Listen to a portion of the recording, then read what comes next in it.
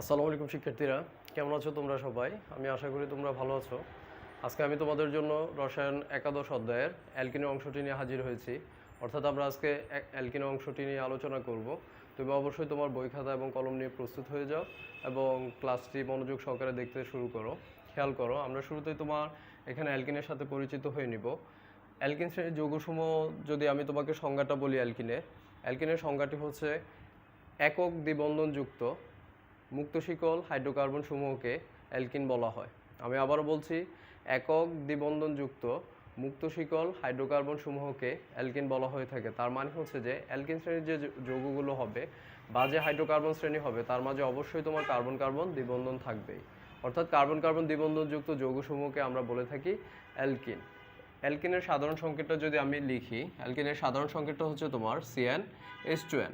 তোমরা অবশ্যই সাধারণ সংকেতসমূহের ব্যবহারটা জানো। তোমাদেরকে আরও একটু মনে করার জন্য বা মনে করিয়ে দেওয়ার জন্যই আমি আবারও এটার ব্যবহারটা একটু দেখাচ্ছি। ধরো আমি যদি একটা আণবিক সংকেত ব্যবহার করি যার মান হচ্ছে ধরো তোমার C5H10। এখন আমি জানি না এটা কোন শ্রেণীর যৌগ। তো এখন তুমি যদি একটা কাজ করো, এ ধরনের আণবিক সংকেত বিশিষ্ট যে যৌগগুলো তুমি দেখতে পাবে, তুমি যদি বুঝতে না পারো যে এটা কোন শ্রেণীর যৌগ হবে, তাহলে তুমি এই সাধারণ সংকেতগুলোকে ব্যবহার করবে। যেমন অ্যালকেনের জন্য আমরা ব্যবহার করি CnH10+2, অ্যালকিনের জন্য ব্যবহার করি CnH2n। এবং আমরা যখন অ্যালকেনের অংশে যাব তখন তুমি দেখতে পাবে সেখানে আছে CnH10-2। তাহলে এই আণবিক সংকেতগুলোকে আমরা যদি সাধারণ সংকেতের মধ্যে বসাই তাহলে তার একটা মান চলে আসে। এর মাধ্যমে আমরাকে বলে থাকি এটা ওই শ্রেণীর যৌগ। যেমন দেখো, এখানে তোমার N দ্বারা কার্বন সংখ্যা বোঝায়।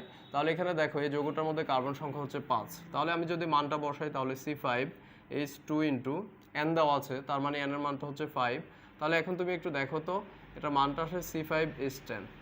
যেহেতু এখানে এই আণবিক সংকেতটা অ্যালকিনের সাধারণ সংকেত অনুসারে মানটা মিলে যায়, সেজন্য আমরা এই যৌগটাকে অর্থাৎ এই আণবিক সংকেতটা দেখেই এখন আমরা বলতে পারবো যে এই যৌগটা হচ্ছে অ্যালকিন শ্রেণীর যৌগ। কারণ হচ্ছে যে যৌগসমূহের আণবিক সংকেত দেখে তোমার শ্রেণী নির্ধারণ করাটা কষ্টকর হয় গাঠনিক সংকেত না আঁকা পর্যন্তই, বা অনেক সময় তুমি নিজেও ধরে ফেলতে পারবে।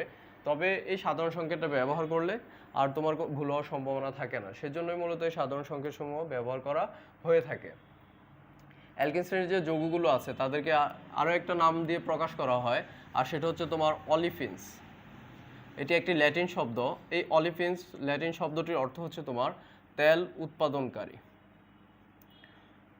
তার মানে হচ্ছে অ্যালকিন শ্রেণীর যে যৌগসমূহ আমরা দেখতে পাই এর মাঝে ক্ষুদ্রতম যে যৌগগুলো হয়ে থাকে, যেমন তোমার ইথিন, প্রোপিন বা বিউটিন, এই যৌগসমূহ হ্যালোজেন যে পরমাণু হয় তাদের সাথে বিক্রিয়ার মাধ্যমে তেল উৎপাদনকারী যৌগ গঠন করতে পারে বিধায় এই অ্যালকিন শ্রেণীর যৌগসমূহকে অলিফিনসও বলা হয়ে থাকে।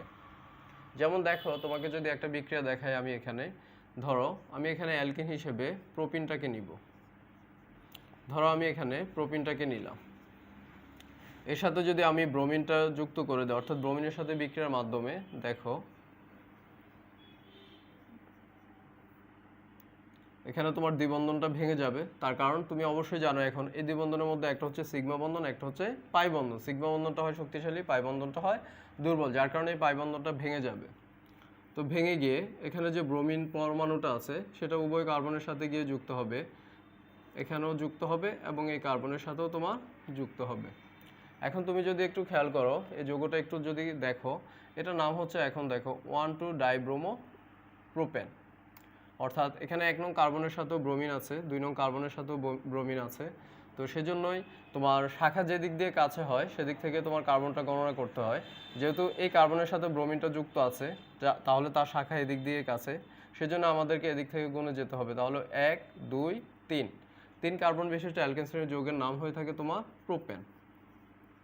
প্রথমে তুমি শিকলের নামটা লিখে ফেলবে। এখন দেখো তুমি 2টা কার্বনের সাথে ব্রোমিন পরমাণু যুক্ত আছে, সেজন্য এটার নাম হবে 1,2-ডাই। এগুলো গ্রিক শব্দ, ডাই, ট্রাই, পেন্টা, হেক্সা, হেপ্টা, অক্টা, ননা, ডেকা। তোমরা এখন এগুলো জানো। তাহলে এটার নাম হচ্ছে 1,2-ডাইব্রোমো প্রোপেন। ব্রোমোটা লিখতে হবে ডাইব্রোমো প্রোপেন। তাহলে এই যে তুমি দেখলে এখানে 1,2-ডাইব্রোমো প্রোপেন, বা তোমার বিউটেনও হতে পারে বা তোমার ইথেনও হতে পারে ইথিন থেকে। তো এই যৌগসমূহ তোমার তেল গঠনকারী বা তেল উৎপাদনকারী উপাদান, যার কারণে এদেরকে আমরা অলিফিনস বলে থাকি। এই কারণে তোমার অ্যালকিন শ্রেণীর যৌগসমূহকে অলিফিনসও বলা হয়ে থাকে। এবার আসো আমরা অ্যালকিনের নামকরণটা একটু জেনে নেই। অ্যালকিন শ্রেণীর যৌগসমূহকে তোমাকে কীভাবে নামকরণ করতে হবে। যেহেতু অ্যালকিন শ্রেণীর যৌগসমূহের কার্যকরী মূলক হচ্ছে দ্বিবন্ধন, সেজন্যই তোমাকে শাখা নির্বাচনের করার ক্ষেত্রে বা দীর্ঘশিকল নির্বাচনের করার ক্ষেত্রে যেদিক থেকে তোমার দ্বিবন্ধনটা দেওয়া আছে ঠিক সেদিক থেকে গণনা শুরু করতে হবে। এবং সরলরৈখিক বরাবর যদি দ্বিবন্ধনটা থাকে তাহলে তোমাকে এভাবেই শিকলটা নির্বাচন করে যেতে হবে। তোমাকে যদি আমি দেখাই, ধরো একটা যৌগ লিখি, যদি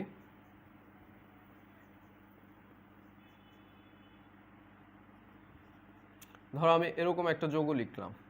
এখন দেখো অ্যালকেন যদি আমি লিখতাম, ধরো তোমার এটা যদি অ্যালকেন শ্রেণীর যৌগ হতো তাহলে এটাকে তুমি যে কোনো দিক থেকে গণনা করতে।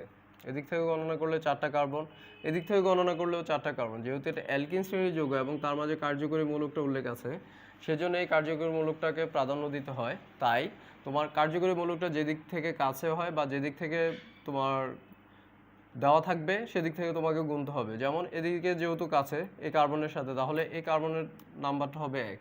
এটা 1 নং কার্বন, এটা 2 নং, এটা 3 নং, এটা 4 নং। তাহলে এই যৌগটার এখন কি নাম হবে দেখো তো। যেহেতু 4টা কার্বন আছে, অ্যালকেনের ক্ষেত্রে এন শব্দটা থাকে, আর এখানে তোমার অ্যালকিনের জন্য এনটা বাদ দিয়ে এখানে ইন যুক্ত হবে। তাহলে এই যৌগটার নাম হচ্ছে তোমার বিউটিন। যেহেতু তার কার্যকরী মূলকটা 1 নং কার্বনের সাথে আছে, তাহলে এই কার্যকরী মূলকের অবস্থানটা সহ দেখাতে হবে। তাহলে এটার নাম হচ্ছে 1 বিউটিন। এরপরে ধরো যদি তোমার এরকম হয়, একটু খেয়াল করো,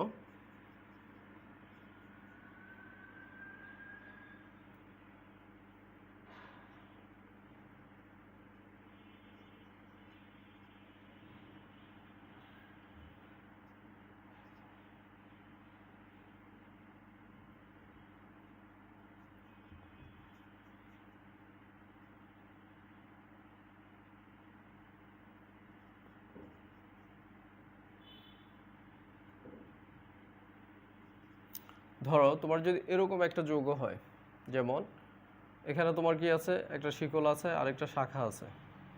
এখন এটার ক্ষেত্রে তুমি কিভাবে গণনা করবে? এটার ক্ষেত্রে অবশ্যই তোমাকে সরলরৈখিক বরাবর গুণে যেতে হবে, তার কারণ দ্বিবন্ধনটা তোমার সরলরৈখিকভাবে দেওয়া আছে, সেজন্য তোমাকে এভাবে গুণে যেতে হবে। যেমন আমি যদি এখান থেকে গুনি, দেখো 1 2 3 4 5 6, এদিক থেকে যদি গুনি 1 2 3 4 5, তাহলে এভাবে তোমাকে গুণে যেতে হবে। যদিও তোমার এভাবে কি হয়ে যায়, 5টা কার্বন হয়। আচ্ছা, এখন তুমি একটু খেয়াল করো, তাহলে তোমার দ্বিবন্ধনটা যেদিক থেকে আছে ঠিক সেদিক থেকে গণনা করতে হবে। যদিও তোমার এখানে কি আছে, একটা শাখা যুক্ত আছে, এখন তোমার শাখাটা প্রাধান্য পাবে না, পাবে কার্যকরী মূলকটা। অর্থাৎ কার্যকরী মূলকটা যেদিক থেকে কাছে হয় তোমাকে সেদিক থেকে গুণে যেতে হবে। তাহলে এখন তুমি একটু খেয়াল করো, আমরা যদি এটাকে এদিক থেকে গণনা শুরু করে দেই, যেমন 1 2 3 4 5, তাহলে এখানে 5টা কার্বন হয়। আবার যদি এই কাজটা করি, যেমন দেখো 1 2 3 4 5 6, তাহলে এইভাবে 6টা কার্বন হয়। তখন তোমার এটা শাখাতে চলে আসে, অর্থাৎ মিথাইল মূলকটা কিসে চলে আসবে, শাখাতে চলে আসবে। তাহলে আমরা যদি এভাবে নামকরণটা করি, দেখো 1 2 3 4 5 6। হ্যাঁ, এখন তুমি একটু খেয়াল করো তো, তাহলে 6 কার্বন বিশিষ্ট যেহেতু যৌগটা, তাহলে এটার নাম হবে তোমার হেক্সিন। আর তোমার এখানে দেখো শাখাটা কয় নং কার্বনের সাথে আছে, তোমার 4 নং কার্বনের সাথে আছে, তাহলে 4 মিথাইল 4 নং কার্বনের সাথে যেহেতু যুক্ত আছে, তাহলে এটার নাম হবে 4 মিথাইল।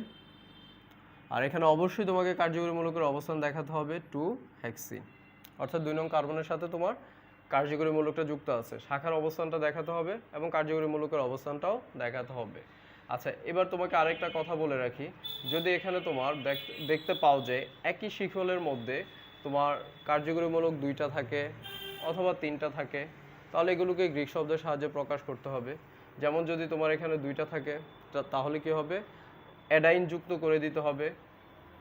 আর যদি তোমার 3টা থাকে তাহলে অ্যাট্রাইন যুক্ত করে দিতে হবে। এগুলো অবশ্যই তোমার খেয়াল করে করতে হবে। যেমন তোমাকে আমি দেখাই, ধরো তোমার এরকম যদি একটা যৌগ হয়,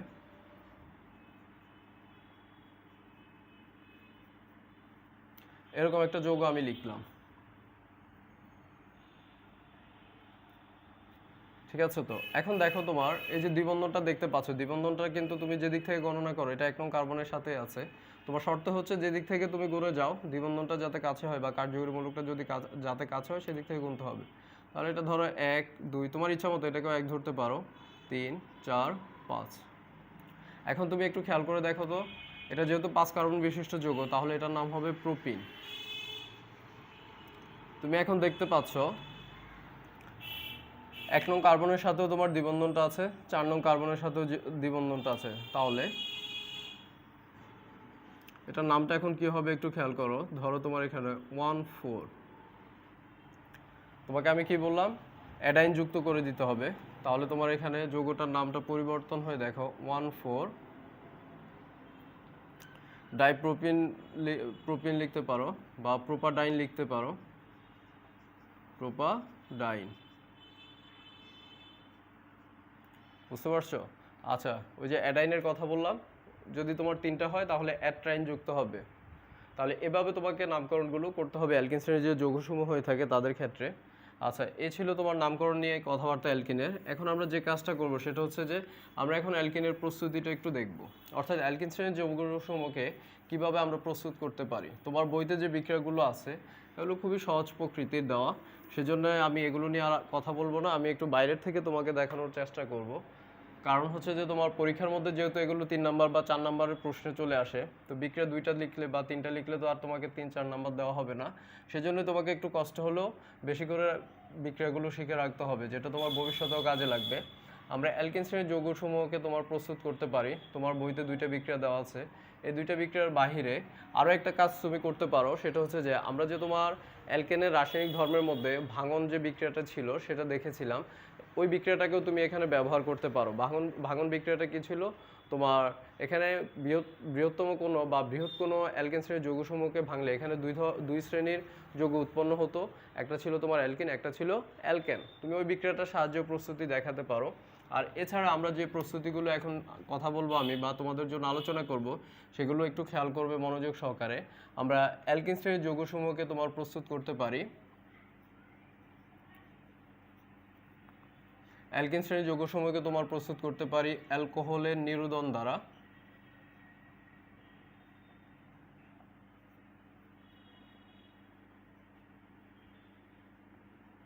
তারপরে তোমার প্রস্তুত করতে পারি অ্যালকাইল হ্যালাইড থেকে হাইড্রোজেন হ্যালাইড অপসারণ দ্বারা, হাইড্রোজেন হ্যালাইড অপসারণ দ্বারা। এরপরে তুমি আরো পারো অ্যালকাইনের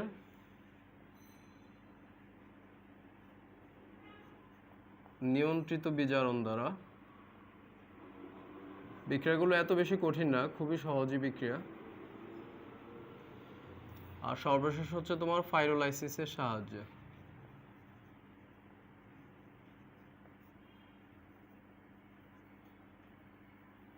তোমাকে একটু বলে রাখি, দেখো তোমার বইতে 2টা বিক্রিয়া দেওয়া আছে, ওই 2টা বিক্রিয়া তুমি ব্যবহার করবে, তার সাথে অ্যালকেনের যে ভাঙন বিক্রিয়াটি ছিল সেটা ব্যবহার করবে। তাহলে তোমার ওইখানে 3টা প্রস্তুতি হবে, আর এখানে আমি তোমাকে 4টা লিখে দিব। তাহলে টোটালি তোমার প্রস্তুতি হয়ে যাবে 7টা। 7টা থেকে তুমি অবশ্যই কমপক্ষে 4টা বা 5টা লিখতেই পারবে। তো সেই জন্য তোমাকে একটু বেশি বিক্রিয়া শিখে রাখতে হয়, যাতে করে তুমি 2-3টা ভুলে গেলেও যাতে বাকি 5টা বা 6টা বা 4টা লিখে দিতে পারো। তবে যদি 3 নাম্বারের জন্য আসে তোমাকে কমে 5টা লিখতে হবে, আর 4 নাম্বারের জন্য আসলে 6টা বা 7টা লিখে দিতে হবে। আচ্ছা, চলে আসো আমরা এবার বিক্রিয়াগুলো শুরু করে দেই। শুরুতে আমরা দেখব অ্যালকোহলের নিরোধন দ্বারা আমরা কিভাবে তোমার অ্যালকিন প্রস্তুত করতে পারি। অ্যালকোহলের নিরোধন দ্বারা।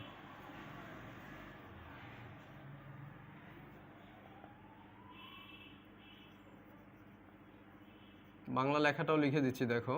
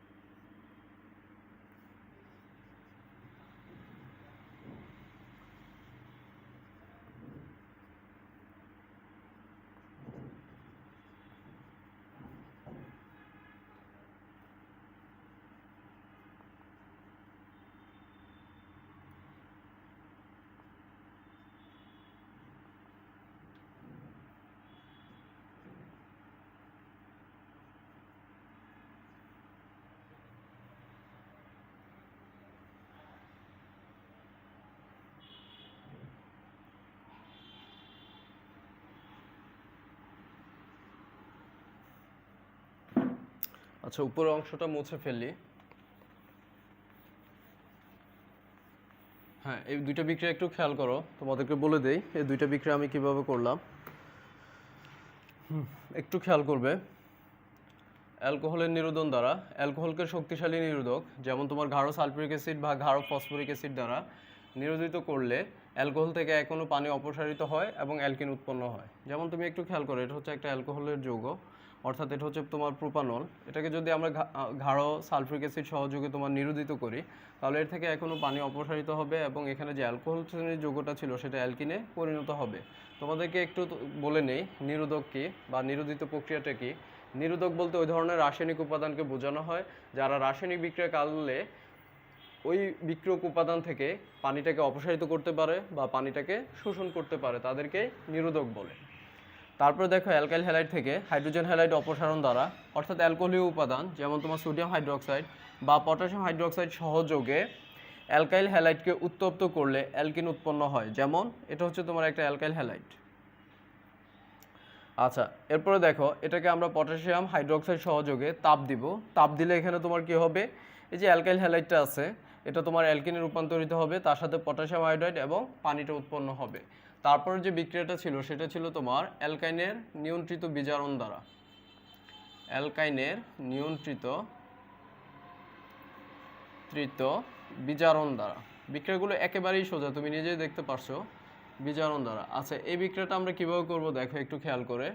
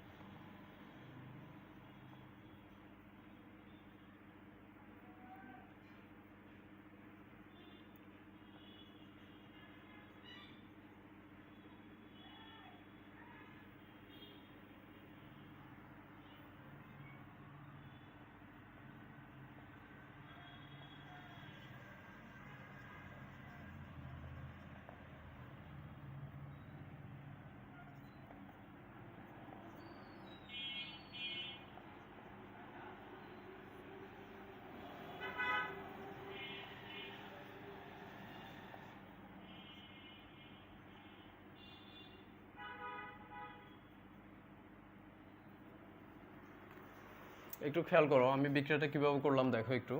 তোমার এখানে লেখা ছিল অ্যালকাইনের নিয়ন্ত্রিত বিজারণ দ্বারা। তাহলে অ্যালকাইনের নিয়ন্ত্রিত বিজারণটাকে একটু দেখো ভালো করে। লিন্ডার প্রভাবক, অর্থাৎ লেড ক্যালসিয়াম কার্বনেট বা প্লাম্বাম বেরিয়াম সালফেট। এটা হচ্ছে তোমার লেড ক্যালসিয়াম কার্বনেট আর এটা হচ্ছে প্লাম্বাম বেরিয়াম সালফেট। এই উপাদানগুলোকে বলা হয়ে থাকে লিন্ডার প্রভাবক। এর উপস্থিতিতে অ্যালকাইনকে হাইড্রোজেন সহযোগে তাপ দিলে অ্যালকিন পাওয়া যায়। এখানে দেখো আমরা অ্যালকেনকে কি করলাম, হাইড্রোজেন সহযোগে একটা লিন্ডার প্রভাবক ব্যবহার করলাম, যেমন তোমার প্লাম্বাম বেরিয়াম সালফেট। এটা সহযোগে এটাকে তাপ দিলাম, তাপ দেওয়াতে তোমার অ্যালকাইনটা অ্যালকিনে পরিণত হয়ে গেল। সর্বশেষ যে বিক্রিয়াটা ছিল সেটা হচ্ছে তোমার পাইরোলাইসিসের সাহায্যে।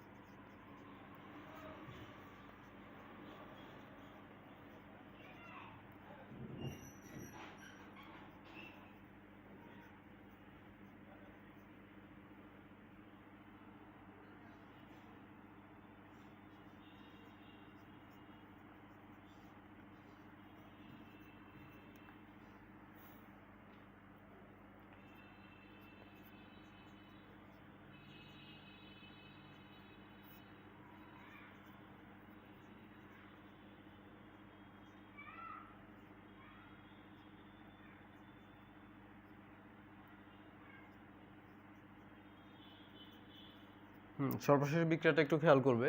এখানে কিভাবে করলাম দেখো, ফাইরোলাইসিসের সাহায্যে। ফাইরোলাইসিসটা হচ্ছে কি একটু পরে তোমাকে বলছি। ক্ষুদ্রতর অ্যালকেনকে, যেমন তোমার হতে পারে ইথেন বা প্রোপেন, 600 থেকে 700 ডিগ্রি সেন্টিগ্রেড তাপমাত্রায় উত্তপ্ত নলের ভেতর দিয়ে তুমি যদি অ্যালকেনটাকে চালনা করো, যেমন ইথেন বা প্রোপেনকে যদি চালনা করো, তাহলে সেটা অ্যালকিনে পরিণত হবে, অর্থাৎ চালনা করলে অ্যালকিন পাওয়া যাবে। যেমন ইথেনকে আমরা কি করলাম, 600 থেকে 700 ডিগ্রি সেন্টিগ্রেড তাপমাত্রায় উত্তপ্ত নলের ভেতর দিয়ে প্রবেশ করালাম এবং এটা তোমার অ্যালকিন হিসেবে ইথিনে পরিণত হলো এবং তার মাঝ থেকে হাইড্রোজেনটা অপসারিত হয়ে গেল। তো একটু খেয়াল করো ফাইরোলাইসিসটাকে, একটু বলে দিচ্ছি তোমাকে, দেখো একটু খেয়াল করে। ধরো এখানে যদি তুমি ফাইরোটা লিখো আর লাইসিসটাকে যদি ভেঙে লিখো লাইসিস।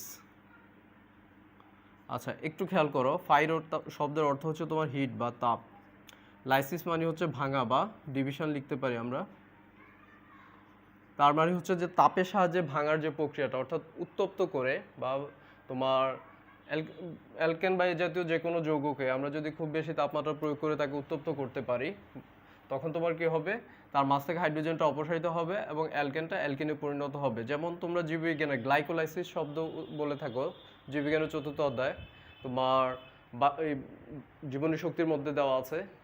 গ্লাইকোলাইসিস বলতে বোঝানো হয়, গ্লাইকো মানে হচ্ছে তোমার গ্লুকোজ আর লাইসিস মানে হচ্ছে ভাঙা বা জারিত করা। তাহলে গ্লুকোজের যে ভাঙন প্রক্রিয়াটা আছে এটাকে আমরা গ্লাইকোলাইসিস বলি। ঠিক একই রকমভাবে ফাইরোলাইসিস বলতে বোঝানো হয় তাপ প্রদানের মাধ্যমে ভেঙে ফেলা। তাপ প্রদানের মাধ্যমে ভেঙে ফেলার প্রক্রিয়াটাকে ফাইরোলাইসিস বলা হয়ে থাকে। তাহলে আমরা এই পর্যন্ত যা দেখলাম, এখানে তোমার অ্যালকিনের প্রস্তুতিগুলো ছিল, এগুলো অবশ্যই তুমি একটু খাতার মধ্যে সুন্দর করে লিখে নিবে অথবা তোমার নোট তৈরি করে নিতে পারো। এটা তোমার অবশ্যই কাজে লাগবে, ভবিষ্যতেও কাজে লাগবে, এখনও তোমার কাজে লাগবে। তো ঠিক আছে, তাহলে আজকে এ পর্যন্তই। আমি আশা করব তোমরা বিক্রিয়াগুলো খুব সহজে বুঝতে পারবে এবং এই বিক্রিয়াগুলোকে খুব ভালো করে শিখে নিবে। আবারও বলছি, বিক্রিয়া শেখার সবচেয়ে সহজ উপায় হচ্ছে তুমি যত বেশি লিখতে পারবে ততই তোমার জন্য ভালো হবে। আর বিক্রিয়া সবগুলো একসাথে তুমি শিখতে পারবে না। তুমি যদি ডেইলি 3টা বা 2টা করে শিখে নাও, তাহলে তুমি দেখবে যে বিক্রিয়াগুলো খুব সহজে তোমার মাথায় রাখতে পারবে তুমি, বা খুব সহজে আয়ত্ত করতে পারবে। সবাইকে অসংখ্য ধন্যবাদ। আজকে এ পর্যন্তই। ভালো থাকবে সবাই। আল্লাহ হাফেজ।